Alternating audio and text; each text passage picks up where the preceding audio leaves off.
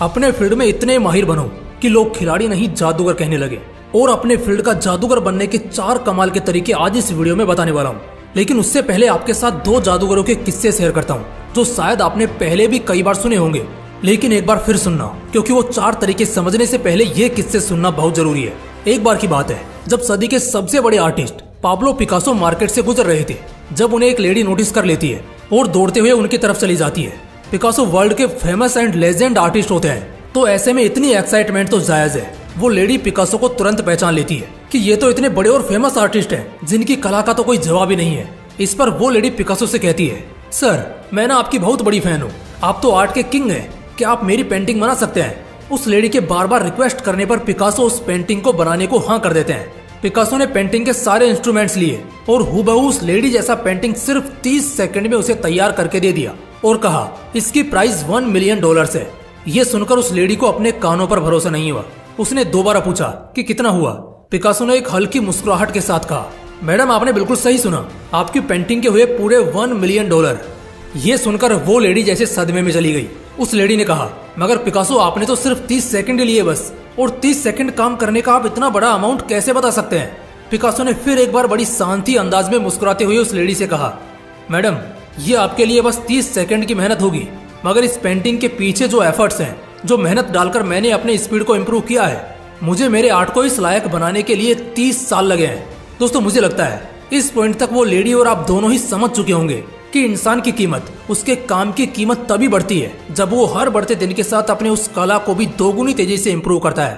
तभी तो ये जमाना ऐसे लोगों को सिर्फ खिलाड़ी नहीं बल्कि जादूगर कहने लगता है। दोस्तों जो खेल में अच्छा होता है उसे खिलाड़ी कहते हैं, लेकिन जिसे खेल में जादू डालना आता है ना, यानी कि वो खेल को इस तरह खेलता है कि वो अगर उतर गया तो जीत पक्की। जब ऐसी संभावना किसी शख्स को लेकर बन जाती है तो फिर वो शख्स खिलाड़ी नहीं बल्कि जादूगर बन जाता है। अगर जादूगर बनने की बात चली रही है तो क्यों ना एक और जबरदस्त किस्सा हो जाए। एक ऐसा बंदा जिसे हॉकी के जादूगर मेजर ध्यानचंद के रूप में दुनिया जानती है। इस बंदे ने खेले सिर्फ 186 मैचेस, मगर फिर भी इसके खाते में 500 से भी ज्यादा गोल्स हैं। इन्हें जादूगर क्यों कहा जाता था जानते हो? क्योंकि हॉकी की गेंद इनके बल्ले से कुछ इस कदर चिपक जाती थी कि विरोधी उसे अलग ही नहीं कर पाते थे। इसी वजह से उन्हें हॉकी का जादूगर भी कहा करते थे। पहले तो लोगों को और उनके विरोधियों को ऐसा लगता था कि ध्यानचंद का ये कोई षड्यंत्र है, वो शायद किसी टेक्निक की मदद से अपने बल्ले को गेंद से चिपका कर आते हैं। और शक करने की एक वजह भी थी कि वो हमेशा अपने एक ही बल्ले से मैदान में उतरते थे। जब ये चीजें बहुत से लोगों के दिमाग में खटकने लगी, तब एक बार फाइनली इस चीज को परखने का निश्चय किया गया, जहां एक मुकाबले में ध्यानचंद को खेलने के लिए दूसरे खिलाड़ियों से अलग सा बल्ला दिया गया और ये एसोसिएशन ने खुद ही किया था। ध्यानचंद के विरोधियों को इस बात की उम्मीद थी कि जो उनका शक है वो यकीन में बदल जाएगा, क्योंकि ध्यानचंद अपना जादू यहाँ नहीं दिखा पाएगा। लेकिन ऐसा हुआ नहीं, बल्कि इसका उल्टा हुआ। मैदान बदला, बल्ला बदल दिया गया, मगर फिर भी ध्यानचंद के खेल और खेलने के तरीके पर इसका कोई असर नहीं पड़ा।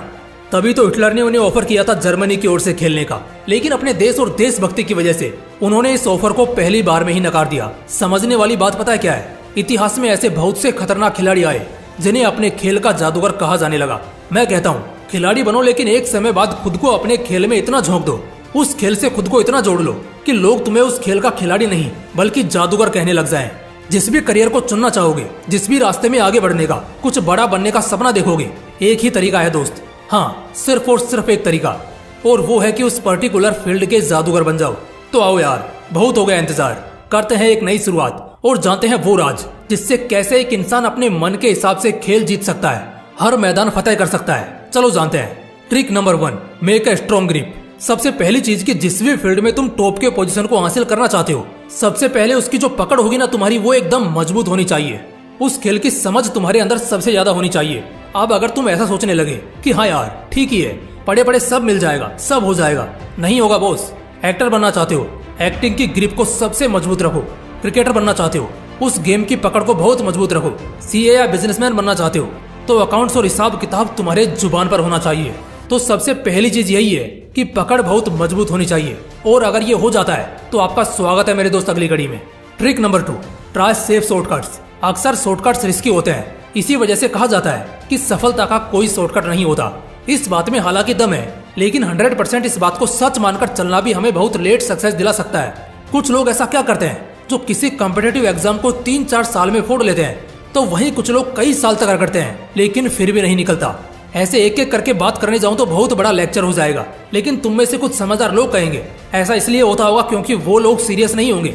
मैं कहता हूँ जो इंसान 7-8 साल से कहीं रगड़ रहा हो, अपना माथा खराब कर रहा हो, ऐसा मुमकिन ही नहीं है कि वो सीरियस ना हो। हाँ जी बिल्कुल, ये पॉसिबल ही नहीं है। लेकिन हाँ, बात अगर शॉर्टकट की करें तो जिन्होंने पहले फोड़ा है उन्होंने ज्यादा दिमाग चलाया है ये जानने और समझने में कि और क्या क्या ऐसा हो सकता है जिससे उन्हें मदद मिले।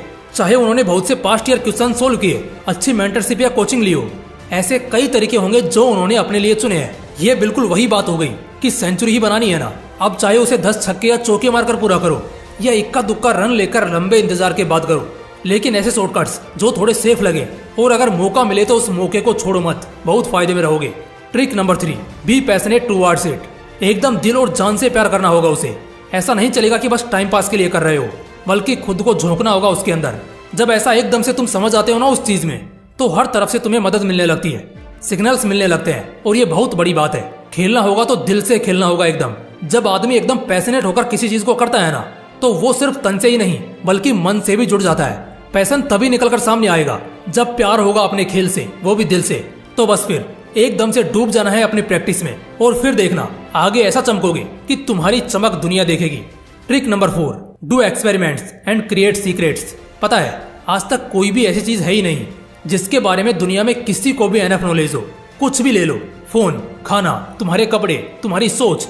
अच्छा, क्या तुम्हें फोन के बारे में सब कुछ पता है? 100% सब कुछ एकदम नहीं पता होगा, किसी को नहीं पता होता है यार। इसीलिए तो हर दिन एक्सपेरिमेंट्स होते हैं और नई नई चीजें निकलकर सामने आती हैं। और फिर जिसे ज्यादा पता होता है और जो बहुत ज्यादा एक्सपेरिमेंट्स करते करते कुछ ऐसे सीक्रेट कोड को पता कर लेता है, चाहे वो कोई सीक्रेट टेक्निक हो या ट्रिक हो, तो वो एकदम तेजी से आगे निकल जाता है। लेकिन इस सबसे पहले ना इंसान के अंदर एक भूख होनी चाहिए लगातार एक्सपेरिमेंट करते रहने की, क्योंकि फिर जैसे जैसे कदम आगे बढ़ेंगे बहुत सी नई चीजें मालूम चलेंगी और यही फिर तुम्हारे लिए जादू का काम करेंगे। इसलिए आए दिन अपने फील्ड में एक्सपेरिमेंट्स करते रहो, देखते रहो और मालूम करते रहो कि क्या नया हो सकता है, कहाँ चीजें गलत हो रही हैं वगैरह वगैरह। इतना ही चाहिए बस माहिर बनने के लिए, खुद का जादू चलाने के लिए। दोस्तों अगर वीडियो अच्छा लगा तो इसे लाइक करना और अपने दोस्तों के साथ जरूर शेयर करना। बाकी फिर मिलते हैं इसी तरह के एक और बवाल वीडियो के साथ। जय हिंद, जय श्री कृष्ण।